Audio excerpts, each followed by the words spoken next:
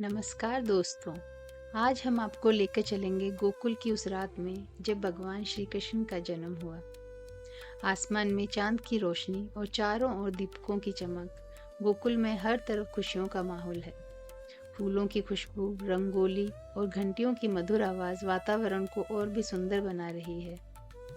इस रात देवकी और वासुदेव के घर एक चमत्कार हुआ। भगवान विष्णु ने 8वें पुत्र के रूप में जन्म लिया। कंस, जो कि उनके मामा थे, बहुत क्रोधित थे और उन्होंने देवकी के 8वें बच्चे को मारने की योजना बनाई। लेकिन भगवान कृष्ण का जन्म एक अद्भुत तरीके से हुआ।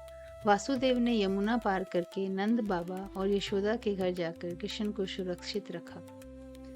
छोटे कृष्ण की मासूमियत, उनकी मुस्कान और नन्हे हाथों की हरकतें सबका मन मोह रही हैं। जैसे जैसे कृष्ण बड़े हुए, उनकी शरारतें भी बढ़ने लगी। वह गोकुल में सबसे नटखट बालक थे। सबसे पहले उनका माखन चोरी का खेल बहुत प्रसिद्ध था। सुबह सुबह जब यशोदा माँ रसोई में व्यस्त होती, कृष्ण चुपचाप माखन निकाल लेते। उनकी नटखट मुस्कान और हंसी देखकर गोपियाँ और यशोदा खुद को हंसने से रोक नहीं पाती थी। कभी कभी यशोदा उन्हें पकड़ने की कोशिश करती। वह कृष्ण के पीछे दौड़ती और कहती, कन्हैया फिर से माखन चुराया। लेकिन कृष्ण चतुराई और अपनी नटखट हरकतों से हमेशा बच निकलते। कभी कभी यशोदा उन्हें रस्सी से बांध देती, लेकिन उनकी नटखटता और भगवान का रूप देखकर रस्सी भी जल्दी खुल जाती थी। कृष्ण की शरारतें सिर्फ माखन तक ही सीमित नहीं थी।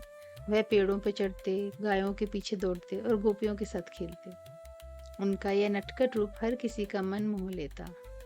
गोपियाँ उन्हें देखकर कहती, हे नटखट काना, तुम्हारी शरारतें देखकर तो दिल खुश हो जाता है। गोकुल में हर तरफ भजन और आरती की मधुर ध्वनि गूंज रही है। छोटे कृष्ण की मुस्कान और उनकी नटखटता सबके हृदय को आनंदित कर रही है। एक और प्रसिद्ध लीला है कृष्ण और गोकुल की गाय। कृष्ण हमेशा गायों का ध्यान रखते, उन्हें खिलाते और उनका आनंद लेते। कभी कभी वह गायों के साथ खेलते, कभी माखन चुराकर नटखट शरारत करते।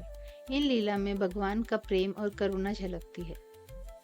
कृष्ण का यह बाल रूप हमें सिखाता है कि जीवन में नटखटता, हंसी, प्रेम और भक्ति हमेशा बनाए रखना। उनकी हर लीला हमें याद दिलाती है कि भगवान हर समय हमारे साथ हैं और हमें खुशियाँ देने के लिए अपनी लीला दिखाते हैं। आज जन्माष्टमी के इस पावन अवसर पर आइए हम सब मिलकर भगवान श्री कृष्ण की भक्ति करें, उनके आदर्शों को अपनाएं और जीवन में प्रेम, करुणा और भक्ति का मार्ग अपनाएं।